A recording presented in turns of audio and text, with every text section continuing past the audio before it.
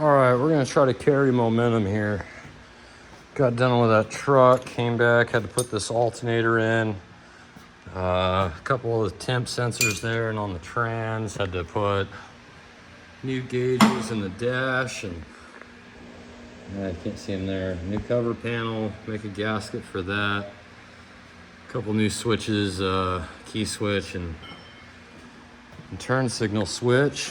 And now we're going back out to this 6.9 IDI. This truck that we won at that last auction. Got it for, I think, $15.50. And I don't remember if I gave the backstory on it, but it's from Haley's Metal Fab here in Sacramento, California. And, well, got it back. And when I went to go look at it, I just wanted this motor out of here. I was going to buy it myself and put it in my 92 that I've been working on for a while. And the bid got over what I wanted to pay for an engine. Boss stepped in, swung his big dick, and got it. It's a 1990 F450 F Super Duty. It's got a 7.3. Yeah, I said 6.9, 7.3. And when I bought it, I kind of checked everything, just opened it up. There's only one battery in it. That's why they said it wouldn't run. Couldn't get it to start, but 6.9, 7.3. I know better. This thing's gonna run. Whether it runs good or not is another story. But it pulled the dipstick for the trans and it fucking smoked. And went to go pick it up, and while I was dicking around loading it and getting it tied down, one of the guys that rents the yard in the same facility as this metal fabrication shop, he asked, he's getting nosy, hey, what'd you end up paying for the truck? Told him. He said, oh, well, it's got a bad trans in it. Guess he knew the owners there, the old man that owned the place. He died, and the wife just kind of sold everything, but he had talked to the wife and figured out it had a bad trans, so they had parked it. I imagine that they were just hauling heavy shit on here, delivering it. And, it's got one of the first years of that E4OD, the one they revised time and time and time and time again until they fucking came up with 4R100. So kind of know that trans a little bit. Go back to my E4OD rebuild videos. That clusterfuck, I might see a round 2 of that. Hopefully not. The boss is hopefully gonna, well, I'm gonna take the trans out. The boss is hopefully gonna have me take it down to Shift Management here in Sacramento. I've had countless transmissions built by them and do a good job. Never had any issues. One issue I had, I'd got a C6 for a 6.9, and I didn't mention to the guys that it was diesel, and they gave me one back for a gasser and fucking smoked it in 2 or 3 days. Took it back, just throwing a fit. I was like, hey, this isn't a diesel. I said, yeah. This is before I knew much about, applications and whatnot. I said, yeah, is that not good? No, that's why it's burnt up. They fucking gave me a new one. Didn't make me pay anything. Just kind of, completely my fault. But good people, good guys. Red there, guy's outstanding. But anyway, the truck was last registered in 2005.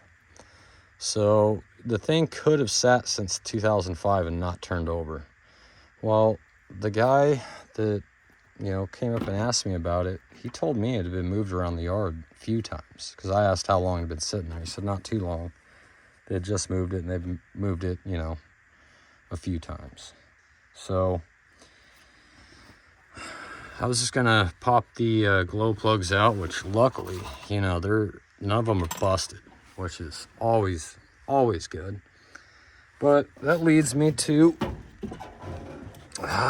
here. Well, let's get back to why we're pulling the glow plugs. I'm gonna fill up the cylinders with some with a cocktail. Just make sure everything on top is well lubricated, nothing's dry. Before I start hand cranking it over, make sure that this engine's not froze up, which it shouldn't be. It's even got a little bit of refrigerant in it, the old R12. Oh no, it does have a kit. Good, we could charge it. Anyway, gonna fill it up with some cocktail and let it soak overnight, and come back tomorrow with some batteries and spin it over, spit all the fluid back out. It makes a fucking mess, but you know, you just wipe it in, rub it in, and makes everything look good. But you know, you get to these two center glow plugs. It's got the fucking fuel rail and the tie down the clamps and shit on them, and you just can't get a tool in there. You know, you can get your socket down in there, but you're not getting that in there. Same thing on this side. So a little trick I've done, stick that in there. Let's set you up. Just fucking stick. Come on, work with me.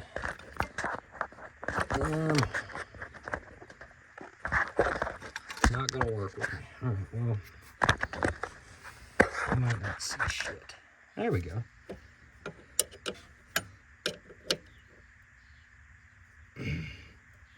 Ah, bingo.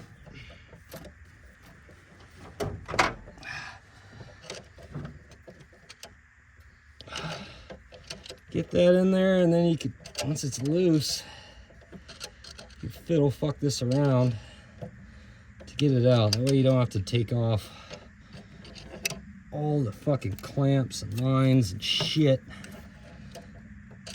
Because you know, the minute I take these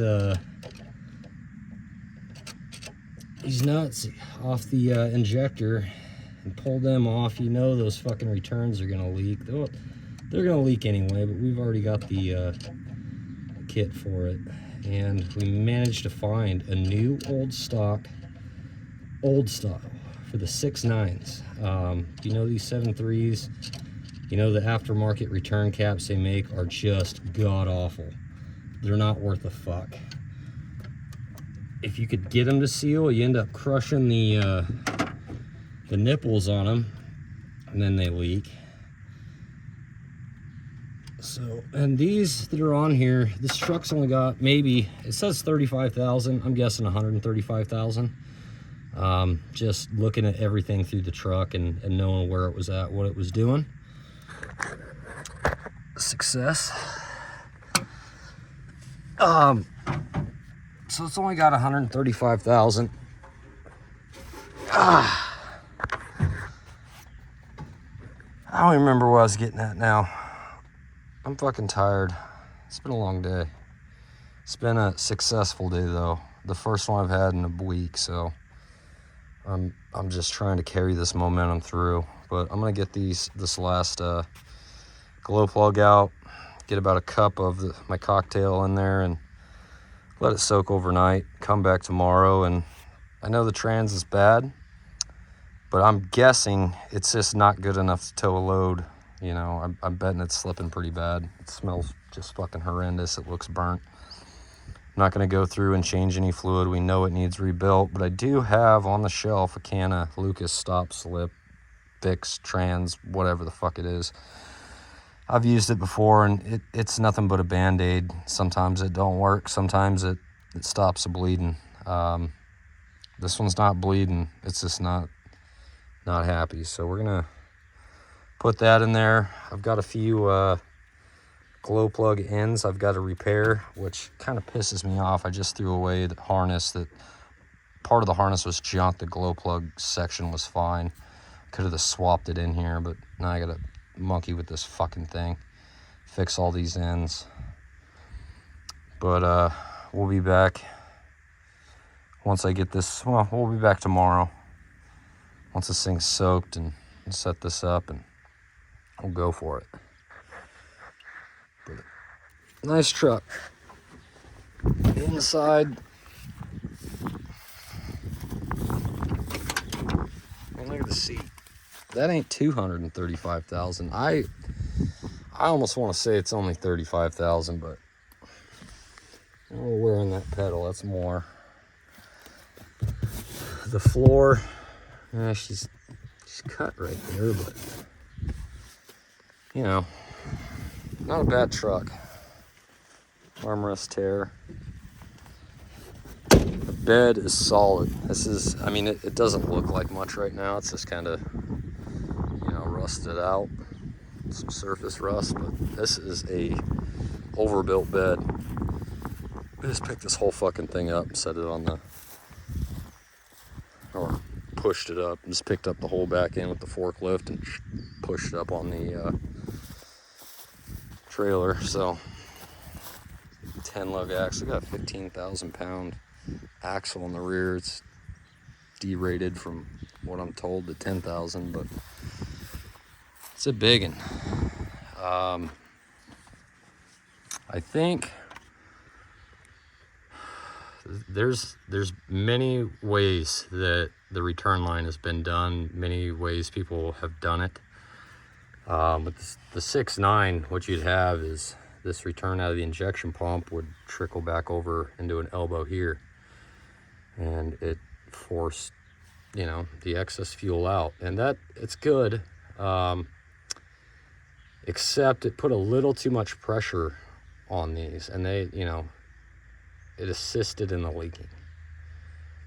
That and this guy over here on a 6.9 is, it starts from here and just goes out. So, you know, there's some theories that, you know, there's no extra flow through this injector, so they tend to run a little bit hotter, and, you know, the return caps will start leaking. So the 7.3s, they put on this extra line here to help force feed this side, extra cooling, extra, you know, this extra fuel flow through this side. But they eliminated this one, put a straight rail all the way back. So they swapped from pushing extra fuel to this side to pushing extra fuel to this side. What I like to do is that back one there and that back one there, I will move those two up front, so each of these has an elbow. Coming off of this return, it gets a T. I'm going to leave this line here, but put a T in right here, and then flow through these to help force all those back. That does help cool off the injector caps, at least. I don't know that, you know, there's some theory it helps cool the injector. I don't believe that. But it does help force, you know, that extra fuel out. It maybe helps keep the caps a little bit cooler. They're that phenolic plastic, so that and some rubber O-rings keeps them from leaking. But yeah, take these back two that are doubles. You know, it's got two nipples on them. Move them up here, tee off this line. Put one to each side. Get rid of this. This gets fucking plugged. That's too much, in my opinion, and I'm not, you know, I'm not the fucking wizard, but it didn't have this on the 6.9, never needed it, never was a problem. This gets capped. This Schrader valve gets, you know, take all this shit out, put plugs in it. The heater circuit, you know, this whole thing is junk. And take them out and plug everything the best you can and hope for the best. And fucking water separator. I know what we're gonna do in the future, like we've done with our 6.2s, old Chevys. Son of a bitch. Is just get cat filters for them. One fuel water separator and one, you know, really fine micron screened filter, whatever. They're real nice. This one you can keep original. Second one, put lower in the frame or over in this area somewhere. It'd be a good place for it. But these have always been a problem. That, and this does have the fuel selector on it. It's got two tanks, so that's going to be an issue. Most of the rebuilt ones are, you know, the newer aftermarket ones, because you can't get these anymore. Or maybe you can, I just haven't. Extremely hard to find. But that's an issue. They'll suck air from there, and they'll suck air from every fucking orifice on this thing, and just cause hard starts and pump cavitation prematurely, wear out the pump and stuff like that. So we're gonna address the fuel system, and of course, you know, we've got that trans to fix. And it's got good, you know, new tires on it. They're fucking like 20 years old, so those are all junk. Getting new tires, new batteries. So the truck was $1,500. You know, by the time it's all said and done, my time going to pick it up, everything, boss paid about $2,000 for it. The usual suspects. We need batteries, tires. You know, it's got what? So 6 tires, $200 a piece. Another $1,200. You know, $1,200 to $1,400 there. Fuel system stuff. Batteries. You know, batteries are. I'm gonna spend $500 fucking on batteries for this thing. So at the end of the day, especially after the trans we get for 25, $3,000-ish, plus my time putting it all in, we'll be sitting right about what this truck is worth. Not a steal by any means, but we got a decent deal on it. And it's something we will use. The registration, you know, for what it is, a 450 and the 15,000 GVWR that's on it.